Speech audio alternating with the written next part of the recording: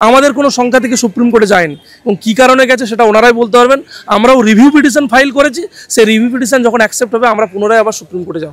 আপনি যখন বক্তৃতা দিচ্ছিলেন আমি শুনছিলাম যে বিকাশ রঞ্জন ভট্টাচার্য আইনজীবী সুদীপ্ত দাশগুপ্তর কথা উঠে আসছিল, এই বিষয়টা যদি আমাদের একটু বলেন। দেখুন, আমি বিশেষত প্রথমত বলি আপনাদেরকে, আমি আইনের ছাত্র নয়, কিন্তু গত শুক্রবার কলকাতা হাইকোর্টের সৌগত ভট্টাচার্য স্যারের বেঞ্চে দেখলাম 2011 সালের একজন এসএসসি ক্যান্ডিডেট, স্কুল সার্ভিস কমিশনের ক্যান্ডিডেট, তিনি মামলা করতে গেছেন নিজে থেকে যে আমি ইন্টারভিউ দিয়েছিলাম কিন্তু আমার ভালো পরীক্ষা হয়েছিল, তারপরেও আমি বঞ্চিত হয়েছি, আমার মামলাটা নিয়ে হোক। সেখানে দেখলাম বিচারপতি বলছেন যে প্যানেল এক্সপায়ার হয়ে যাওয়ার পর কোনো মামলা গ্রহণ করা যায় না, সেখানে আপনি যতই বঞ্চিত হন যাই হোক না কেন, সেটা আমরা জেনেছি। সেখানে আমরা দেখলাম কোন জাদু বলে 2016 SLST আমরা যারা এই যে আজকে বসে রয়েছি সেই প্যানেলটা এক্সপায়ার হয়ে গেছিলো 2019-এ, অথচ কোন জাদু বলে এই বিকাশবাবু এবং তার যারা ভাবশিষ্য ফিরদৌস শামীম, সুদীপ্ত দাশগুপ্ত, বিক্রম ব্যানার্জি এরা এবং এদের যিনি আর একজন সহযোগী মাননীয় অভিজিৎ গাঙ্গুলি জাস্টিস, ওনারাও এই মামলাটা কি করে গ্রহণ করলেন? তাহলে হয় সৌগত ভট্টাচার্য আইন বোঝেন না, একমাত্র অভিজিৎ গাঙ্গুলি বোঝেন, কিংবা উল্টোটা হবে অভিজিৎ গাঙ্গুলি আইন বোঝেন না, সৌগত ভট্টাচার্য বোঝেন। এই কথা রেস ধরে আমি ওনাদের কাছে প্রশ্ন দিতে চাই যে আপনারা কেন আইনের ভুল ব্যাখ্যা করে এবং আপনারা সুচতুর আইনজীবী হয়ে আইনের অপব্যাখ্যা দিয়ে আমাদের জীবনটাকে ধ্বংস করলেন? সেই কথার পরিপ্রেক্ষিতে ওনাদের নাম বা ওনাদের প্রসঙ্গটা না। মানে তাহলে এই যে আপনাদের এই এখন বর্তমান অবস্থা, তাতে বিকাশ রঞ্জন ভট্টাচার্য কি অধিকাংশ ক্ষেত্রে দায়ী বলছেন নাকি রাজ্য সরকার? দেখুন, আমরা দায়ী এই জায়গাতে যেতেই যাচ্ছি না। আমরা দেখেছি আইনি লড়াইয়ের কিছু কিছু ভুল ব্যাখ্যা করেছেন। দেখুন, আমরা দেখলাম যে সিবিআই সে নিজে একটা ডেটা উদ্ধার করেছে এবং সেই ডেটাটাকে নিজে থেকে গেছেন দিল্লি CFSL, হায়দ্রাবাদ CFSL, এশিয়ার সবথেকে বড় ফরেন্সিক ল্যাবরেটরি, এবং কোর্টের অর্ডারে কলকাতা CFSL, কোনো জায়গা থেকে রিপোর্ট এখনও টিল নাও জমা পড়েনি। আমরা দেখছিলাম সুপ্রিম কোর্টের চিফ জাস্টিস মেটাডেটা দিতে বলছিলেন, মেটাডেটা মিলে গেলে এই সিবিআই ডেটাটাকে অথেন্টিক মানবেন, মেটাডেটা জমা পড়লো না। তাহলে কোন জাদু বলে এইগুলো সমস্ত কিছু গ্রহণ করা হলো এবং আমাদের চাকরিচ্যুত করা হলো? সেই জায়গা থেকেই বলছি এখানে শুধু আইনের লড়াই হয়নি, গভীর একটা রাজনৈতিক লড়াই হয়েছে এবং রাজনৈতিক শিকার আমরা সেখানে, এবং সেখানে রাজনীতির কারিগর কারা কারা আছে সেখানে হতে পারে বিকাশবাবু থেকে শুরু করে রাজ্য সরকার সবাই জড়িত থাকতে পারেন, নাও থাকতে পারেন, কিন্তু আমরা যেখানে ভুক্তভোগী আমরা রাস্তায় নেমে এসেছি, আমাদের চোখে সবাই এখন শত্রু, সবাই আমাদের শত্রুপক্ষ। কিন্তু আইনজীবী বিকাশ রঞ্জন ভট্টাচার্য বারংবার যেটা বলছে যে পরীক্ষা ছাড়া কোনো উপায় নেই। হ্যাঁ, সেটা তো ধরুন কমিশন বা পর্ষদ সেখানে MA ফাইল করে মিসলেনিয়াস অ্যাপ্লিকেশন করে একরকম বকলমে স্বীকার করে এসেছেন যে আমরা নতুন করে পরীক্ষা নেব।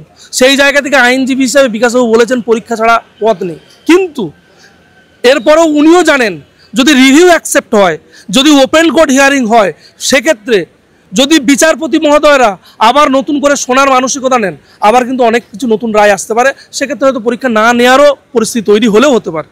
সেটা পুরোপুরি রিভিউয়ের উপরে ডিপেন্ড করছে। আপনারা কি এখনো রাজ্য সরকারের উপর ভরসা রাখছেন? দেখুন, রাজ্য সরকার বলতে আমাদের তো অ্যাপয়েন্টেড অথরিটি রাজ্য সরকার একরকম পর্ষদ, এবং রাজ্য সরকার আমাদেরকে মাস মাইনে দিতেন। সুতরাং আমরা তো রাজ্য সরকারের কাছ থেকে এই দাবিটা চাইবই, রাজ্য সরকারের উপরে ভরসা করবোই যে আমাদেরকে স্কুলে পাঠানো হোক, আমাদের বেতনের ব্যবস্থা করা হোক। এটা আমরা এখনও রাজ্য সরকারের উপরে আস্থাশীল। এবং দেখুন, আমাদের মাননীয় রাজ্যের মুখ্যমন্ত্রী মমতা ব্যানার্জি বারবার বলছেন পুরো সংখ্যায় পুরো শিক্ষকরা স্কুলে যাচ্ছে, বেতন পাচ্ছে না। আমরা মনে করি কোথাও না কোথাও কমিউনিকেশন গ্যাপ হচ্ছে, এবং আপনাদের মাধ্যমে জানান দিই পর্ষদ যে MA ফাইল করেছিল সেখানে 18,206 টোটাল শিক্ষক সংখ্যাটার উপর আবেদন করেছিল যে রাজ্যের শিক্ষা পরিকাঠামো ভেঙে পড়বে, তাই এই শিক্ষকদেরকে এই শিক্ষাবর্ষে 2025 31শে ডিসেম্বর পর্যন্ত স্কুলে যাও। তাহলে কোন জাদু বলে আমরা বঞ্চিত হয়ে গেলাম একটা সংখ্যা? সুতরাং মাঝখানে কোনো না কোনো একটা অর্ধবেদ্য পর্দার কাজ করছে। সুতরাং আমরা চাইছি আপনাদের মধ্য দিয়ে যদি মমতা ব্যানার্জির কাছে আমাদের বার্তা পৌঁছানো যায়, আমরা বহুবার চেষ্টা করেছি কিন্তু পৌঁছাতে পারছি না, আমরা নিশ্চিত উনি নিশ্চয়ই আমাদের জন্য ভাববেন এবং আমাদের জন্য ব্যবস্থা গ্রহণ করবেন। আজকে 37তম দিনেও আমরা ম্যাডাম আর বলবেন না, আমরা নিজেরাই জানি না আমাদের স্টেটাস কি। রাস্তায় বসে রয়েছি, ভিক্ষে করার মতন অবস্থা। একটা কাগজ দিতে গেলেও 1000টা পুলিশ চলে আসছে, সব অস্ত্রপাতি যন্ত্রপাতি নিয়ে। চতুর্দিকে আপনারা দেখতে পাচ্ছেন পুলিশ বসছে। আমরা নিরস্ত্র, পেটে খাদ্য নেই, পকেটে টাকা নেই, সম্মান নেই। আমাদের লড়াই করার মতন শুধু মনের জোরটুকু আছে, শিরদাঁড়াটুকু রয়েছে, ওইটুকু নিয়ে আমরা এসছি। 37 কেন, এটা যদি আরও কতদিন যেতে পারে দেখি, কতটা ধৈর্যে থাকতে পারে সেটা দেখা যাক, আপনারাও দেখুন। তবে আপনাদের কাছে একটাই অনুরোধ, হাত জোর করে বলছি ম্যাডাম, সত্যটা আপনারা উদ্ঘাটন করবেন। কারণ সাধারণ মানুষ যারা মিডিয়ার উপর ডিপেন্ডেন্ট না, তারা আপনাদের কথার উপর ভরসা করে, তো আপনারা যেটা বলছেন ওরা সেটা ভেবেই নাচছে। এই 23 তারিখে সুপ্রিম কোর্টে যে আমাদের MA ফাইল করা হয়েছিল, তাতে সুপ্রিম কোর্ট বলেই দিয়েছে আপনারা এখানে কেন, আপনারা তো তার 2 দিন আগেই 1212 MA ফাইল করেছিল। সেখানে কিন্তু আপনারা জেনে রাখুন, ক্লিয়ার করে জাজ বলে দিয়েছেন, সুপ্রিম কোর্টের প্রধান বিচারপতি, যে আপনারা তো টেন্টেড, আপনারা তো অযোগ্য, আপনারা পরীক্ষায় বসতে পারবেন না। তার পরের দিনে, ওটা ছিল বুধবার, বৃহস্পতি, শুক্রবার আমাদের MA ফাইলটা হয়েছে। তাতে জাজ বললেন, ও আপনাদেরটা কি, আপনারা এসছেন কেন, আপনাদের তো বলার কিছু নেই, আপনারা তো টেন্টেডের মধ্যে পড়ছেন না। এবারে আমরা আপনাদেরকে আলাদা করে কিছু, স্পেসিফিক্যালি টেন্টেড আপনারা নন এটুকু বলতে পারি, আলাদা করে কিছু বলতে পারবো না। যেনারা আপনাদের অথরিটি চাকরি দিয়েছে, যেনারা যাদের দায়িত্বে আপনারা এসছেন, কাজ করছেন 7 বছর ধরে, তাদের কাছে আপনারা জানতে চান আপনাদের স্ট্যাটাসটা কি, আপনাদের উত্তর একমাত্র দেবে আপনাদের আধিকারিকরা, অথরিটি। সেই অথরিটির সন্ধানের জন্য আজকে 37 দিনে রয়েছি। ফুটবলের মতন গড়াচ্ছে এই অথরিটি। এই যে বড় বড় ভবন রয়েছে সল্টলেকের, সব এই ভবনের একতলা থেকে যত তলা পর্যন্ত রয়েছে, সব তলাতে যারা রয়েছে তারা সব যোগ্য আধিকারিক, প্রত্যেকে যোগ্য। আমাদেরও যোগ্যতার নিরিখে এনারাই স্যালারি এতদিন দিয়েছিলেন, চাকরি দিয়েছিলেন।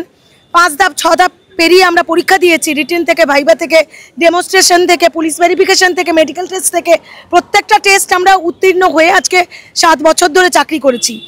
যোগ্যতার নিরীক্ষা, একটা সন্তান যদি অযোগ্য হয় তাহলে তার অযোগ্য প্রথম হবে তার বাবা মা। তার বাবা মা মানুষ করতে পারেনি, তাহলে আজকে আমাদের কাজটা যোগ্যতার সাথে নেওয়া হয়েছে 7 বছর ধরে, আমাদেরকে নিংড়ে নেওয়া হয়েছে। আমরা আজকে রাস্তায় 7 বছর পরে ওনাদের খেয়াল খুশিতে 15,000 কে সো কল্ড যোগ্য, যারা বড় বড় ব্যাচ নিয়ে ঘুরে বেড়ায়, যাদের পকেটে নেতা মন্ত্রীরা থাকে, চিন্ময় মণ্ডল, মেহবুব মণ্ডল, এরকম বড় বড় উঠতি সব নেতা, যারা 4th কাউন্সিলিংয়ের পরে চাকরি পেয়েছে। আমরা 1st কাউন্সিলিংয়ে এখানে রাস্তায় বসে অযোগ্য তকমা আপনাদের মতন বিশেষ মানুষ মিডিয়ার দ্বারা প্রমাণিত হয়ে আমরা এখানে বসে রয়েছি। কিন্তু কোনো upper court, lower court, supreme court, state court, রাজ্য সরকারের যে কোর্ট, কেউ কোনো কোর্টই প্রমাণ করতে পারেনি টেন্টেড। ম্যাডাম, একটা সাফ কথা, যদি আমরা টেন্টেড হয়ে যেতাম, যদি অত সহজে আমাদের অপরাধটা গ্র্যান্টেড হয়ে যেত, স্পেসিফিক্যালি কি টেন্টেড বলে আমাদের দাগিয়ে দেওয়া হতো, তাহলে কি আমাদেরকে আমাদের একটা লিখিত অর্ডার দিয়ে বলে দিতে পারতো না যে তোমরা চাকরি থেকে বরখাস্ত? আমাদের তো আজ পর্যন্ত টার্মিনেশন দিতে পারেনি এবং পারবেও না, কারণ কোনো প্রমাণ নেই। টার্মিনেশন দিতে পারছে না, স্কুলের স্যালারিটা থেকে পোর্টাল থেকে নাম তুলে নেওয়া হয়েছে, পকেটে মানে আমাদেরকে রুজি রোজগার দিক দিয়ে আমাদেরকে মেরে দেওয়া হচ্ছে। আমাদের চাকরির উপরে বাড়ির লোকেরা ডিপেন্ড করে, বয়স্ক লোকেদের ওষুধ চলে, বাচ্চা কাচ্চা আছে বাড়িতে, তাদের কর্তব্য করতে পারছি না। আজকে পুরো ছুটিটা দেখুন, একদিন করে ছুটি বাড়িয়েই যাচ্ছে। ছুটির দিদি কি এটা ভাবছেন না, যত ছুটি বাড়াচ্ছে গরমের ছুটি, তত ওই চিন্ময় মেহবুবের মতন সোকল্ড নাটকবাজ যারা প্রশাসনকে মানে তুরুপের তাস মনে করে বিকাশ ভবনে আন্দোলন করেছে, ভাঙচুর করেছে, লোকের ক্ষতি করেছে।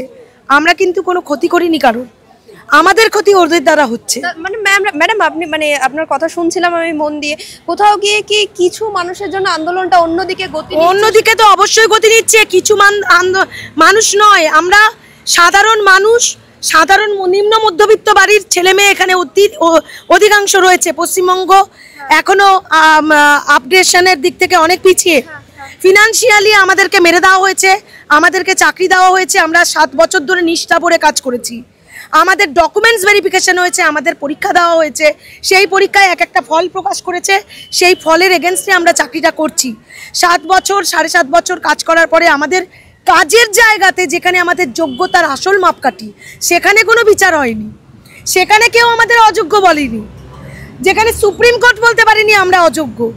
অথচ এইখানে কিছু মানুষ, অবশ্যই বিরোধী পার্টি আছে, সাপোর্ট আছে, আপনারা দেখুন না, আমি তো নাম করে বলছি, এই বিকাশ ভবনের কাছে যারা 19 দিন ধরে বসে রয়েছেন, ওই চিন্ময় মেহবুব, এদের লিডারশিপে যারা রয়েছেন তারা তো কার কাছে যায়নি, সরকারের এগেনস্টে থেকে, সরকারের পক্ষে, সরকারের হয়ে, সরকারের চাকুরিজীবী হয়ে সরকারের এগেনস্টে গেছে। কার কাছে যায়নি? শুভেন্দু অধিকারীর কাছে গেছে, বিকাশ ভট্টাচার্যের কাছে গেছে, ফিরদৌস শামীমের কাছে গেছে, অভিজিৎ গাঙ্গুলির বাড়িতে হানা দিয়েছে গতকাল। তাহলে বলুন না, দিদি কি এগুলো দেখতে পাচ্ছেন না, শুনতে পাচ্ছেন না? দিদি তো মানবিক। দিদির আমরা জানি না, আমাদের চাকরি দিয়েছে গভর্নমেন্ট, তৃণমূল সরকার, আমাদের সম্মান নেই, আমাদের পেটে খাদ্য নেই, আমরা স্কুলে যেতে পারছি না। কেন? কারণে মাননীয়াকে হাত জোর করে বলছি, দিদিমণি প্লিজ দয়া করে এটা দেখুন। আপনার অগোচরে অনেক কিছু চলছে, ভেতরে ভেতরে অনেক পলিটিক্স চলছে, অনেক মানে বিভাজন নীতি চলছে, আপনি সেটা বুঝতে পারছেন না, আপনার কান পর্যন্ত পৌঁছচ্ছে না। আপনি শিলিগুড়িতে গিয়ে বলছেন যে আমরা মাইনে পাচ্ছি, আমরা স্কুল যেতে পারছি না, মানে আমাদের স্কুল যেতে দেওয়া হয়নি, আমাদের স্কুল যেতে দিচ্ছে না, তার কোনো লিখিত অর্ডারও নেই। চুপিসারে এই সমস্ত কাজ যারা করছে তাদের সাপোর্টার আমরা নই। আমরা এখানে কোনো দাঙ্গা হাঙ্গামা করতে আসিনি। আমরা পড়ানোর অধিকার নিয়ে, আমাদের চাকরি রক্ষার অধিকার নিয়ে, আমাদের মাইনের অধিকার নিয়ে, আমাদের রুজি রোজগারের অধিকার নিয়ে আজকে রাস্তায় বসে রয়েছি। অবশ্যই সেটা শান্তিপূর্ণভাবে, শান্তিপূর্ণ নয় কি সেটা পুলিশদের কাছ থেকে জেনে নিতে পারেন।